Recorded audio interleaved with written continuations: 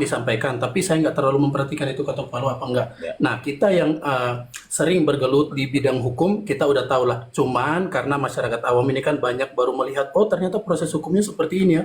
Tetapi kita yang sebagai insan hukum ini kan sudah sering melihat hal-hal seperti itu. Bahkan sering juga kita teriak-teriak soal keadilannya. Memang itu sering terjadi kan. Kalau berbicara keadilan di Indonesia ini, uh, gimana ya, harus berdarah-darah dulu. Kurang elok juga saya kalau buka-bukaan di sini gitu ya. Jadi Ya. kurang lebih protap atau prosedur yang tertulis ya itu kadang tidak sesuai dengan praktek di lapangan, kurang lebih seperti itu. Ya, apalagi tidak teredukasinya, tidak teredukasinya masyarakat ya terkait masalah 20 tahun, 20 tahun gitu. Nah, di hukum itu kan ada asas praduga tak bersalah. Nah, terdakwa pun masuk dalam posisi itu. Dia belum vonis loh. Gitu. Itu kan masih mempertahankan, masih membuat benteng buat dirinya atas kesalahan yang disangkakan. Itu. Bisa nggak sih gitu ada edukasi-edukasi yang mungkin diberikan ke masyarakat, jangan selalu di apa ya namanya hipnoteria bahwasanya ya benar dia salah bahwa segala macam sementara mereka tidak menggunakan asas praduga tak bersalah. Itu terdakwa kan begitu, belum ada vonis dan segala macam gitu. Mungkin dilihat dari pasal penyangkaan pun itu nggak nyambung bang, itu loh. Gimana ini bang? Iya, betul. Terkait dengan memang di hukum sendiri itu menganut asas praduga tak bersalah atau presumption of innocence ya. Kalau Ya. itu dari segi terdakwa, sering penasihat hukumnya selalu berteriak seperti itu. Tetapi ya, kalau mulai dari tingkat penyidikan di kepolisian, di penuntutan, di kejaksaan, mereka itu memakai prinsip yang berbeda dengan Ya. pengacara. Mereka menggunakan prinsip presumption of guilt. Jadi orang itu harus dituduh bersalah begitu sampai dia membuktikan bahwa orang itu bersalah. Memang dari segi hukum kita belajar hukum yang sama, membaca undang-undang yang sama, pasal yang sama, tetapi mereka itu memulai dengan menuduh tadi itu ya. Kalau dari segi terdakwa melalui penasihat hukumnya, kita selalu berteriak ya presumption of innocence ya. Orang itu tidak dapat dikatakan bersalah ya sebelum ada putusan pengadilan yang berkekuatan hukum tetap atau inkrafan gewis. Gitu kurang lebih, Bang. Jadi sudut pandangnya itu berbeda antara kita dengan pihak sebelah. Gitu kira-kira, Bang. Iya. Iya. Kan itu kan baru penyangkaan ya bang, sampai dia terdakwa ya, Iya. sampai di 21 dan segala macam. Oke, oke bang, terima kasih bang. Eh, Oke, ya silakan yang lain. Oke, sudah dibahas itu, cuman saya tidak melihat dari sisinya bagaimana itu merupakan hakim ya. Maaf aku potong ya. Soalnya ini ada yang bilang katanya kemarin ketok palu tuh katanya. Tapi Ya, teman-teman yang langsung datang ke sana kok bilangnya ini ya. Coba enggak masalah. Lambe aja ngomong enggak. Lambe itu kan enggak emang selalu di Lambe, bagian depan. iya, Lambe Ya, sama news update Lambe kemarin di aja depan. enggak. Heeh. ya. Kalau aku sih nggak menanggapin mau ketok palu karena itu kan end of sidang ya. Tapi bagaimana apakah seorang hakim atau juga PH atau juga JPU yang berada di dalam persidangan itu tidak pernah berpikir untuk belajar secara komunikatif. Itu yang mau kita lakukan.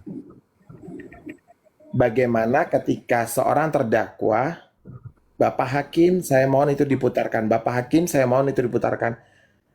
Sebagai terdakwa yang duduk di kursi persidangan di depan itu manusia.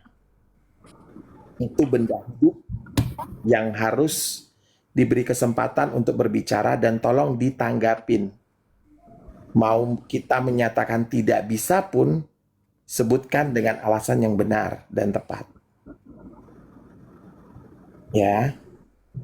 Kemudian banyak hal yang bisa dilakukan untuk menenangkan seseorang. Kita bermain di psikologi. Saya yakin semua para PH, semua para hakim, semua para JPU itu sudah belajar tentang bagaimana menjiwai seseorang. Seharusnya di PH dipanggil dengan terdakwa, dipanggil ke depan, itu diomongin. Diberi penjelasan oleh hakim kepada terdakwa. Apa yang akan dilakukan? Ini akan seperti ini. Saat ini adalah membahas tentang ini. kesempatan kamu nanti ada di posisi seperti ini. Terangkan, bukan ketok palu, berdiri langsung pergi kayak menganggap orang itu tidak ada di dalam persidangan. Jadi SOP, tata aturan, atau juga petunjuk pelaksanaan sesuatu itu ada. Peraturannya sudah ada. Tetapi apa? Ada kebijakan tertentu. Di dalam mengambil suatu keputusan untuk apa? Pertama, menjaga kondusivitas. Kedua, menjaga opini liar yang akan timbul terkait instansi yang kamu pegang. Dan yang ketiga, menjaga bagaimana kamu menegakkan marwah keadilan. Itu dijaga. Jadi sekalipun ada peraturan, tetap ada kebijakan untuk menjaga hal-hal tertentu. Panggil PH-nya, panggil terdakwa, diomongkan baik-baik. Jangan merasa itu rumahmu, kau yang berkuasa, mau tinggalkan orang seenak udelmu. Itu juga nggak boleh. Terima kasih. Iya, apalagi kan ketentuan pejabat dalam situasi seperti itu kan mereka diatur oleh undang-undang ya yang berlaku di institusi mereka gitu. Makanya kenapa itu dipanggil secara sopan, secara etika yang bagus oleh terdakwa atau para saksi karena memang sudah ada kejelasan ketentuan yang sudah ada di desk job mereka gitu loh. Cuman ya maaf dikata ini aku sempat kemarin cari ternyata di pasal 4 ketentuan peraturan jaksa nomor 67 tahun 2007 itu apa yang menjadi kegiatan pejabat yang dimaksud dalam hal ini sudah tidak masuk dalam kategori unsurnya itu, klausul-klausulnya itu gitu. Dia harus seperti apa, bertindak seperti apa, tidak boleh ada memihak dan nampak di depan mata kayak begitu. Apa mungkin dipikir masyarakat tidak akan mencari itu? Gitu loh. Dan apa yang terlihat terus terdakwa dalam hal ini dibilang attitude-nya tidak bagus, padahal sopan gitu, sampai nggak enaknya dia itu sujud. Dan itu yang terlihat di belakangan setelah hakim udah keluar. Sidang nggak dalam proses sidang itu sampai baju rompi yang harus dikenakan itu udah nggak ada, udah nggak ada kegiatan. Jadi tapi orang itu semakin melintir gitu, sehingga kelihatan di situ ini kita Mirsani nggak punya attitude dan segala macam. Udah sopan banget itu, mohon yang mulia, walaupun sebenarnya ya hari itu schedule-nya memang tidak harus diputar itu, tapi nggak tahu Allahu alam ya. Itu ini harus bisa dikembalikan ke masyarakat atas kepercayaan gitu kepada mereka yang berurusan dengan hukum itu sendiri gitu. Pro kontra biasalah, bapak-bapak lawyer atau ibu lawyer ya, pro kontra itu biasa terkait masalah keilmuan masing-masing.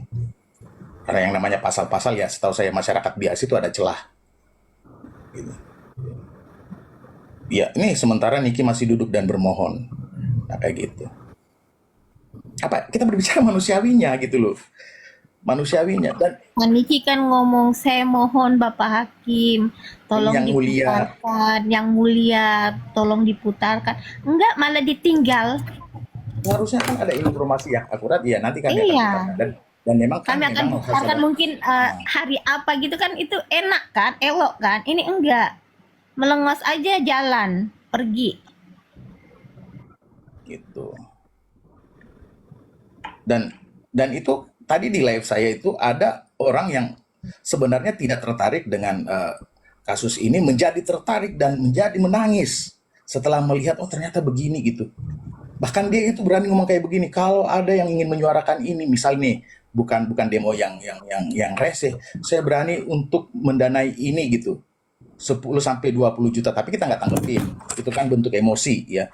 Bentuk emosi yang tadinya tidak melihat kasus ini menjadi wah, jadi kalau kami yang tidak seorang Nikita Mirzani saja yang notabene adalah artis dan penghasilan besar,